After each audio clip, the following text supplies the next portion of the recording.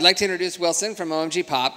OMG Pop is one of the smaller players in this arena now, but growing very, very rapidly. And he's going to be talking a bit about how to achieve growth across platforms. So with that, I'll turn it over to Wilson, and you have half an hour. All right. So I'm here to talk about something that would appear to be a lot less sexy than what everybody else has been talking about, how they're great games and maximize ARPU and DAU and the whole game component. But if you're playing to win, the only way you actually do win isn't just by building a game, it's by execution and operations. And if you look at all the great companies, the great sports franchises, the great athletes, they are professional and experts at executing and operating their companies and their resources. Everybody always talks about the Valley and how cool it is to get your free meal, and the false perception is that Google and Yahoo in the old days is that it was a very lax environment. A lack of structure, creative, everybody does what they want, and somehow it all works out, which is completely untrue. And the Michael Jordans of the world and any great athletes, and the Tiger Woods, I mean, their execution and their practice and their constant operational execution is what makes them winners. And it's nice to play, but if your mind frame is just to play, you're never going to win. And that has to be ingrained into the organization that you create and how you approach basically operating your company. And so OMG Pop, we've been around for several years now. We originally started as a real-time dating engine platform, and we migrated about a couple of years ago to real-time multiplayer-based games on the web. And we built a destination called omgpop.com, and teens come and play and spend a lot of time with us, and we get about 1 million gameplays a day in that environment. And last year we migrated to, while continuing to operate our real-time casual games, to Facebook games. We've released several Facebook games now, with several more coming out in the coming month. And recently, as of 4 months ago, we started building mobile games as well. And we've released 2 mobile games this month, one that just came out yesterday called Puppy World on iOS, and we have another game coming out next week called Pup Pup Penguin for Android. And I believe we'll have 5 titles in Q4 between Facebook and mobile alone. And all that is done with a team of less than 50 people. Now, we got funding. People cost money. Marketing costs money. And as you guys have been hearing, there is no real virality, and it ultimately is an arbitrage direct marketing business. So over the years, we've had great investors who have supported us in allowing our teams to build great games. But what drives me the most crazy every day, and I think just stresses me out the most as an entrepreneur, and as an executive at our company, is execution.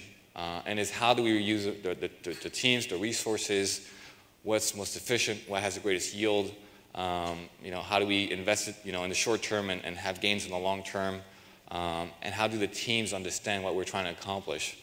And so I'm a big proponent of extremely clear transparency, clear goals, very strong org charts, very important accountability, because everybody on your team is important. And if somebody, but they're not all going to yield the same value to your company, but everybody needs to understand that everybody's quality of work, timelines, execution, and communication requirements are just as important along the way at any level of your company, up, down, and sideways. So we have what would be a pretty basic strategy, which is very different from most people out there. We have 45 people, and we're on 3 platforms now. Most people have 45 people and have 1 game on 1 platform. And so we've tried to do something that clearly nobody else has done. I mean, even Zynga, with 1,200 people, they've had to buy companies to be on multiple platforms, and they're just now getting into mobile. So, we definitely have a different strategy, and against that, we're executing differently for it. But one of the things that I love the most about Zynga is execution. I mean, one of the things you have to love about Apple is execution. And what yields from that is a great product. Now, you have to have great, talented teams to be able to come up with awesome products, but ultimately it's the execution that equals something that everybody wants to buy or everybody plays and you make money with. So we just want to build fun, social mobile games. Obviously, at the bottom there, we want to be profitable because we like our jobs and we want to, all get rich one day. And again, that goes to you being a part of playing to win. I mean, if you're in here or if you're in the industry and you're thinking, I just want to make fun games, I mean, that's nice. That's like being at practice and never really wanting to be on varsity. And there's nothing wrong with that. But it's a highly competitive environment, and you're competing against the best at all times. And if you're not in it to win, the likelihood that you get anywhere with your product, because you won't get the right people, you won't get the money. So pet projects are great, but they rarely get you anywhere. So we're free to play, advertising, virtual currency. We try to maximize all revenue stream potentials against our product, that it's on mobile or Facebook or the web. We are trying to cross-promote and cross-leverage IP. And so that's one of the tricks and the advantages that we have, is that we have 20 games on the web, and some of these IPs are going to be translating great for mobile. Some of them have translated well for Facebook as well, and then we create new IP along the way that we, from mobile, may bring back to the web. And then you have a canvas of multiple marketing channels and cross-marketing channels that you can start building your foundation of users, as well as testing your products with and evaluating what you should be building next and how it can be successful. And obviously this is, in great part the purpose of this talk, which is the efficiencies of people, efficiencies of your product, efficiencies of how you operate. In my mind, everybody's got their formula. If you don't have an ROI against everything that you do, and if you don't understand how you get that ROI, and reverse engineer that formula with the risk of time, of variable, of people skills, of complexities, of what initiative should go first, if you don't understand how to master that, you're not going to be moving very fast or moving competitively. So that's one of the things that we've tried to become efficient at. And I think that the ability we've had to go from one business type to another business type, which, as it shows here, 5 years ago, 5 employees, angel funding, Conway and some other people came in, and we brought on a CEO who was a little bit more mature, a little bit more structured, with, I would say, company expansion experience and hiring, raised some more money. We built OMGpop.com, which has gotten almost 1 billion gameplays now in the past 3 years. So 45% of our users come back 60 times a month or so. So we have this great little destination, and we've really done a good job at creating a UI design experience that's awesome, and we really monetize it strongly on an advertising standpoint. And we incorporated virtual currency in the items. Much of it is vanity-based because real-time games don't really support deep engagement or repeat engagement, so people don't really need to buy anything to actually have fun. But you can customize some aspects of the game and power-ups, and those are value adds. So the model there is 80-20 advertisement to virtual currency in real-time casual games on the web. We went last year to Facebook and we released Cupcake Corner. Not as great as ZipZap plays, Kurt's Baking Life, which is a great team of very talented people. And if he was here, he would speak very, very aggressively about what execution does for him and how it's, been very fruitful. Obviously, they sold to PopCap, and PopCap sells again. So they've had a great 6 months, and they've got a tremendously talented team. Our first game reached about 2 million MAUs within the first 3 or 4 months, and it's been in the market for 8 months now, or 10 months almost. And we've always, until 2 or 3 months ago, been over 1.5 million MAUs. So the game had a lot of value. We iterated on it. We created more value. And we've obviously increased staff in the process. I joined, and we released several Facebook games at that moment. And now we're migrating again. We launched Puppy World yesterday. I expect we'll do about 500,000 installs. It's a free-to-play game on the iOS. We'll be in the top 25 by this weekend. And why do I say that? It's not about arrogance. It's about execution. What are your goals? What are you working towards? What is each individual person at your company working for, working against, and trying to accomplish? And one of the biggest, I think, don't do, taboo thing is lax environments with lack of org charts, lack of accountability from the top down. If you have a flat org chart, there's no way you're getting anywhere. It just doesn't work. Who has a flat org chart that's a top company in America in any industry? Nobody has a flat org chart. People need to understand what their accountabilities are. People need to understand what their ROI are. People need to understand what their value is, because you want people to be empowered, and you want people to understand what they bring to your company. And when they work 14 hours a day, what does it yield? What is their incremental value? Because that's why they work hard. The ultimate gain is, yeah, we sell for $500 million, but along the way, the only way you get these people to continuously invest that kind of emotional and technical expertise and time against their family, against their kids, against their personal, interest is by empowering them and showing them that every day they're yielding something for you that has an ROI, and so they're contributing. And we're all soldiers on the field. I mean, the art of war. I mean, if you look at sports, football teams, it's all about how you use your resources tactically. And so we've done that fairly well, although we could always do it better. And I'm constantly fighting internally about how do we improve that. Pet projects, disasters. I mean, one small web little initiative to do something on the side can take 3 or 4 resources on the side, a couple hours a day of each of these people. Then you have to track it. You get your data team involved. You got to make sure that you understand, you learn. Next thing you know, this let's just put a web page with a couple of creative to try to funnel users through that to get into your app. Becomes a very distracting 2 or 3 week initiative that ultimately, what did it yield? If you're trying to get 100 users, are you going to get 5 users from that? And was it really worth everybody's involvement in that? That is a distraction from maximizing their individual skill sets as well as what they're working on that could yield at 90 other users. And so there's definitely not enough time spent in understanding how to match the teams for greatest efficiencies as well as how to use people for greatest ROI against the number of initiatives and projects that you have. More is not more. It never is. Less is more if it's well executed against with clear goals and KPIs. So that's been our growth path. I mean, 2009, to today, we expect to be around 10 million MAUs by the end of this year through a combination of our web, Facebook, and mobile. And we're small, we're not that many, but we're doing one thing, that very few companies have been able to do. And so we're trying to constantly implement structure while staying agile to where we should be in the industry, what we can bring as value, and how we develop games or in the overall context of a user's experience relative to our competition, relative to the cycles and changes of the platform. And in doing that, what we try to do is hire talent, and you need very talented people no matter what, that are very skilled in one particular set of things that you can maximize, but who are agile in their willingness and interest to learn other things. So for example, we had to hire a mobile team who had never built mobile games.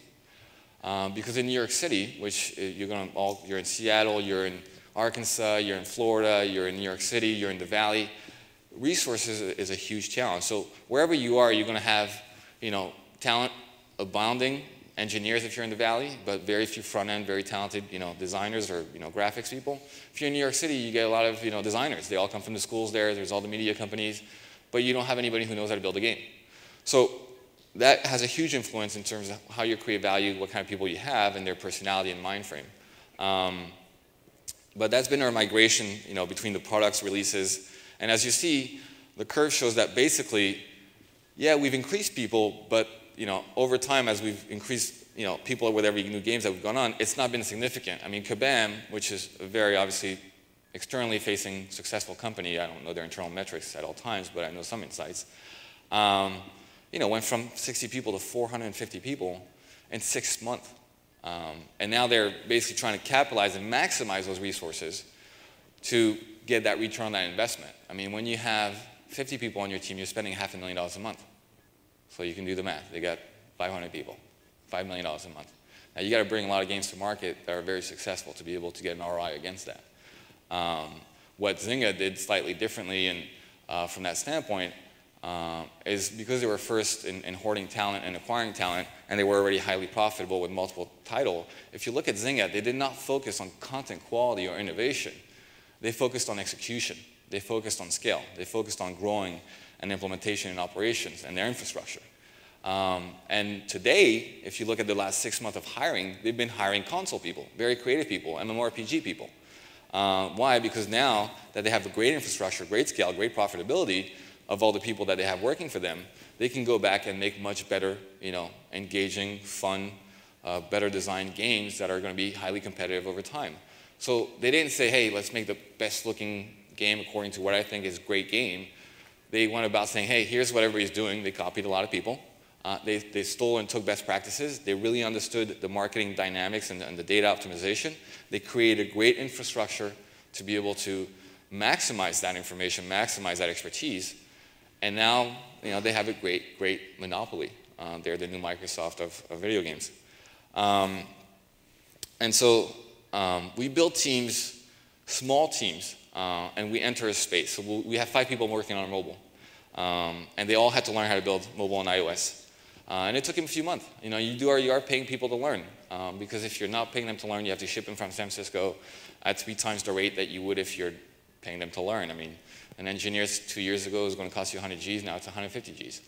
I mean, that's just supply and demand. So you can choose to spend 100 Gs with a guy that you think is going to be is talented, is proven to be successful, and can learn quickly and then execute against what you're trying to achieve. Or you can bring somebody who's more mature and has more experience, costs you more money, but that doesn't make him more agile necessarily or able to execute against what you're trying to do.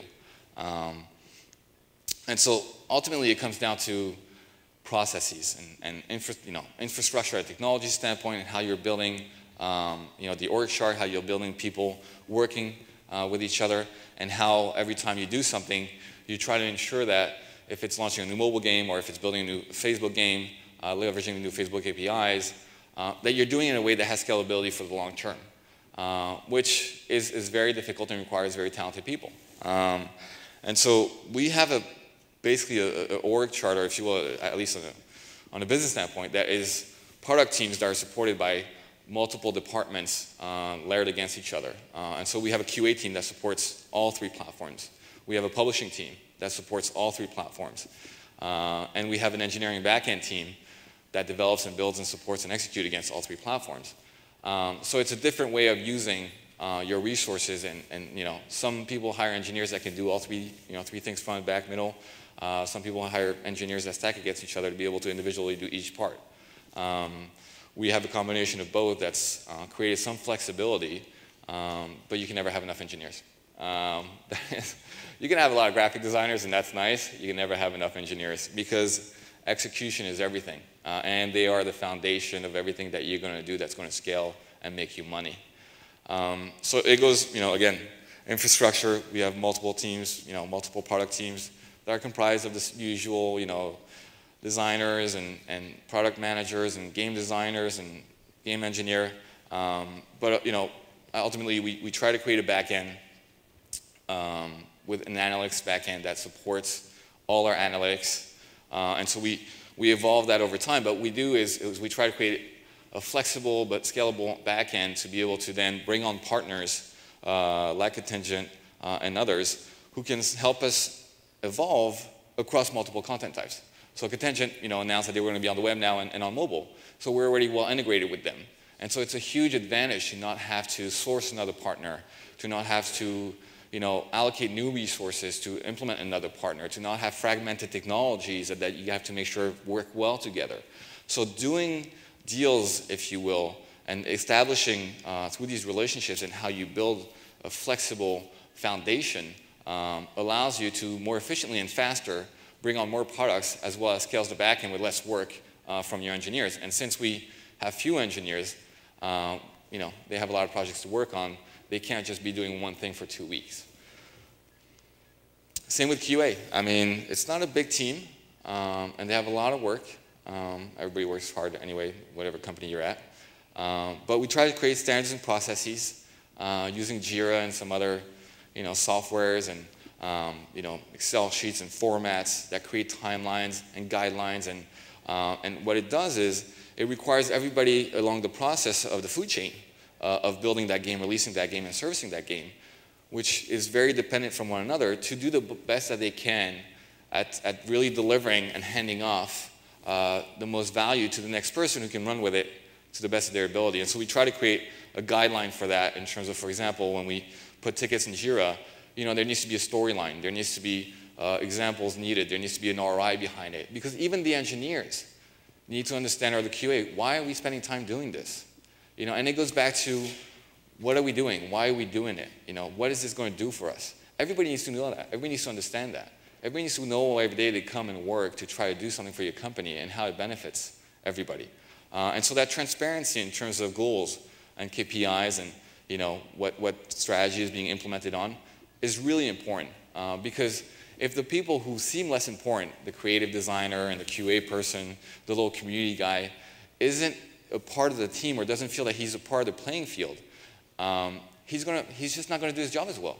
And community guys are immensely important, for example. They're completely underappreciated, but they're a huge part of your marketing, your virality, your retention. It's been the case for MMOs, and World of Warcraft is a good example of that. I mean, they're the foundation of why everybody continues to pay a shitload of money every month to play World of Warcraft, on top of the fact that it's a great game. But sites like Curse.com, where I was the founder, and we spent our entire time basically helping grow and build communities that empowered to play the game and support each other. And if you're a World of Warcraft player and you have a guild, how much different is that from running a game company? I mean, my co-founder then was a kid who was 17 years old, got kicked out of public school, was in a basement with a bunch of little geeky World of Warcraft players. He had a guild of 300 or 400 people called Curse. He never went to college. He was immensely talented in understanding how to use resources and maximize people and what our goals and our objective was, because he'd been running humongous guilds in the World of Warcraft extremely successfully and managing people around the world at different time zones with different skill sets. And anybody who plays World of Warcraft, you know you need a lot of different types of talents and people with different skill sets to be able to do your raids and all the other things that the game comprises of to be successful when you play it. It's not that different on a sports team, and it's not that different at a company. Again, publishing, to me, the battle internally is always development, publishing. And publishing is comprised of servicing, data optimization, analytics, ad revenues, business revenues of any sorts, email marketing, cross-marketing. I mean, publishing is just really, once that game is bringing that first, your first baby to the market and trying to have him grow. And it's a big responsibility. We're always fighting with, well, the same developers that supported the game, who continuously need to support the game, also need to support all the marketing, business development initiative. So then it becomes well, if we change this in the game right now, and the expectation or the theory is that it's going to impact virality or retention X percentages, what's the yield for that? Are you making $20 more, $100 more? If you can't measure these things, why do it? And Caban's example was, virality is this unknown black box, and thus, why waste your time trying to think that you can master an unknown black box? And, focus on the things that you can actually measure, track, and optimize and maximize. And so it's the same in your teams, and it's the same in business. You can theorize about all the great things that could be, should be, you think are, but at the end of the day, if you can't measure it at the outset, and if you don't plan to say, okay, we're going to move this item at this price point, and here's my theory behind that, and here's what I think it will yield, and here's how much revenue I think it's going to do for us, how do you compete and how do you bring that initiative to the table and say, well, I have an ad initiative that's going to yield X number of impressions at X CPM dollars, and going to make me against that number of DAUs $50,000. You can't have that conversation intelligently. So we try to have this conversation intelligently as often as possible through a lot of team meetings. And that goes then to marketing. People are like, oh, 3 platforms. But it's been a tremendous asset in being able to use our web community, push them into some of the games on Facebook, push some of those people to our Puppy World game. We had a 3% click-through rate on our in-game banners in Cupcake Corner for Puppy World. It's huge. It's huge, huge click-through rates. And we had some 10,000 installs in our first, couple of hours of Puppy World on iOS just by letting some of our users know. So what do? Again, you're doing a trade-off. Well, that ad banner was yielding me X number of dollars, but we need that virality because the only other way is to do CPI installs. Here's my cost of CPI. Here's what's going to cost me when I'm doing a Tab Joy buy or when I'm doing a non-incentivized buy. But if I use my inventory here where I'm only getting a couple pennies on a banner, I'm going to be able to lift myself in the rankings. And then the ranking, obviously rating, which is a retail business on the App Store, the further up you go, the more users you get. And you have to be able to really understand those exchanges because that is the exchanges you make every day. And so we've had huge advantages in being able to leverage all the different communities across the various platforms that we're on to feed into our marketing, to learn about marketing, to test marketing ideas, to test games. And so it's been very beneficial to be able to cultivate that environment. We're tiny. Most of our games have 2 million MAUs. I'm estimating we'll get 500,000 installs on Puppy World. We get about 2 million uniques a month on omgpop.com. But what does Zynga does? They do this. This is what they do. They do it with 200 million users. But execution and operational excellence is not about how big you are. It has to start from the beginning. It has to be a part of the mind frame of how you go about building a company. And so we try very hard every day, and we argue a lot, internally about this and about how to make that happen while obviously keeping work fun. Same with business. advertising partners, data, backend, anything on business development side that I do, and I lead a lot of it, distribution.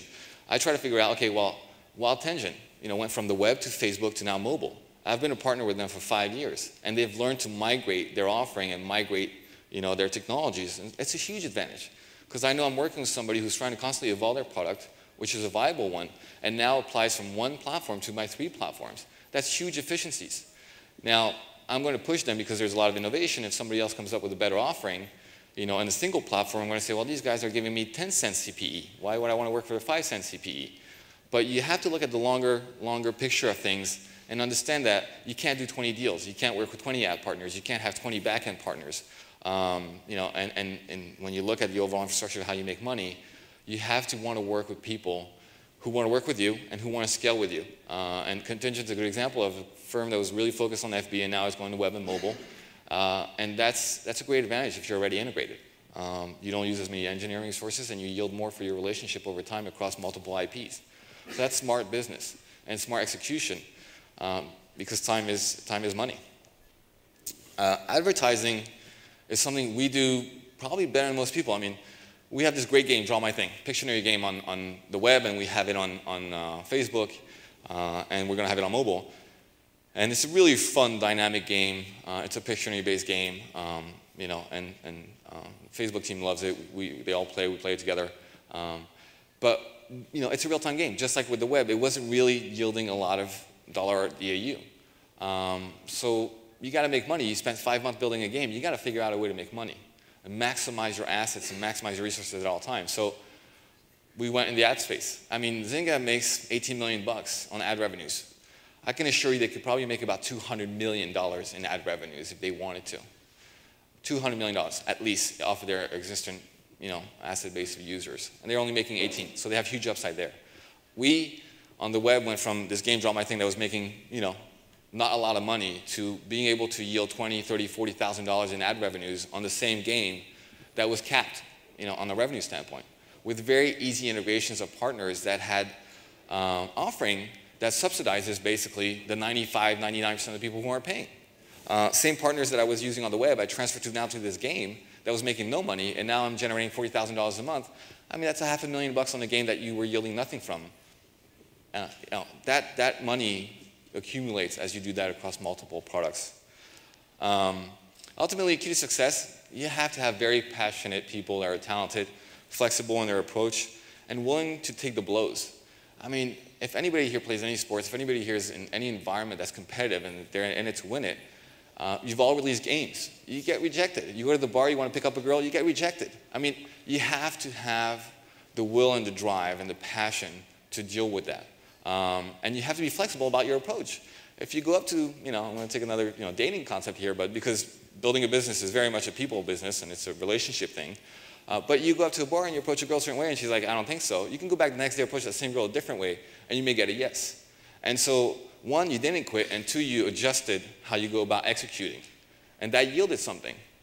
It's not it's not rocket science. It's just about your willingness to be agile and to learn efficiently and quickly.